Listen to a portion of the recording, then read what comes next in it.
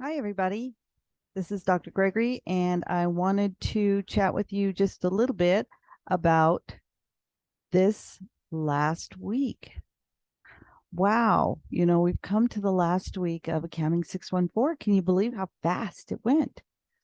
I know we covered a lot of topics, and as an introductory class, it's just to get you ready to head into all of your future courses needed for your program degree.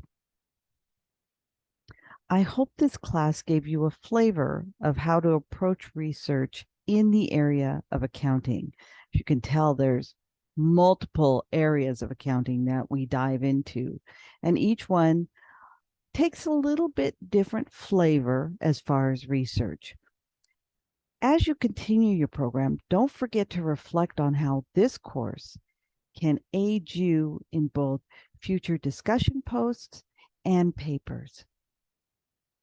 I have so enjoyed getting to know you through your exchanges and discussions and your submissions in the class. I wish we had had some face-to-face time with each other so that I could provide guidance to you as you continue your degree. But don't forget, I'm only an email or a phone call away if you ever want to chat. This week, we're going to look at the SEC Form 10-K report for a company you selected from the list of approved companies, as well as a competitor's company.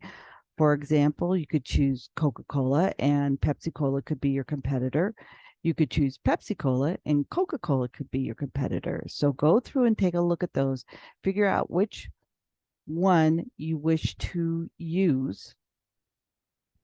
And we're going to use these companies as an opportunity to dive into the financial statements, not only the notes of the financial statements, but also to develop the results using ratio analysis. And you've got your ratio analysis information in your class resources. Now think of the notes and the notes to the financial statement as the story behind the results. And then think of the ratios as how we take that information and create some type of benchmarking so that we can measure ourselves against competitors and our industry. So think about this. Our financial results are often written in the aggregate. There's just one number that represents the multitude of transactions that go on in a company. The notes will go behind the scenes of those numbers and breaks them down into a much more granular detail and allows companies to have that ability to really discern the differences in the companies. So while Pepsi-Cola and Coca-Cola can have X amount of dollars in their investment accounts, companies may have a wide range of investments that comprise that one number. Notes can provide that insight into the choices that are made. And that's based oftentimes on management's perception of their performance, maybe how much risk they're willing to take in their investment choices, and what the intended company direction is. So when we look at these numbers and we look at the ratios, we're going to see data. But think about how that data could be interpreted as far as management's choices, management's risk-taking ability, and whether or not they are staying true to the goals and mission of their company. So take the time to really dig into this. Also, another place you might want to look to add some additional value to an SEC 10-K report is to look at the company's annual shareholder report. And that's usually what it's called. Coca-Cola's annual shareholder report or Home Depot's annual shareholder report. It's located on the company website, and it's what the company is telling the investors of the company what they've basically done the last year, maybe what some challenges they faced, some opportunities they took, and where they see their company headed. Why I talk about this is sometimes, and I have found this to be interesting, is sometimes management tells the shareholders maybe a slightly different version of what happened in the actual financial results.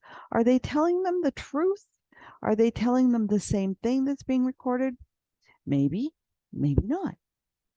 So this week, you'll be comparing and contrasting ratio results from both companies and evaluating their performance against each other.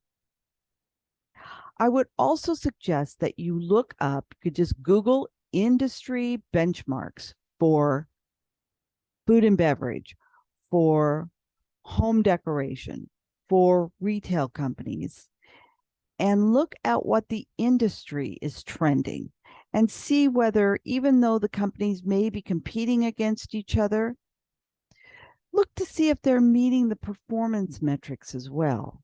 That could give you an indication that maybe those aren't two really good competitors, or maybe if they're top of the industry, they are really good competitors. Now, there's a lot to do in this assignment, so be sure you're setting enough time for it. Most students should be taking about 10 hours minimum to complete the assignment. There's a lot of moving parts. There's 3 separate parts you have to do. And so you really want to take the time now to start working on it. Be sure to review my assignment video for more additional information.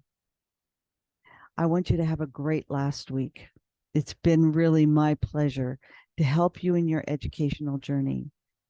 And I wish you the best. Bye for now, Dr. G.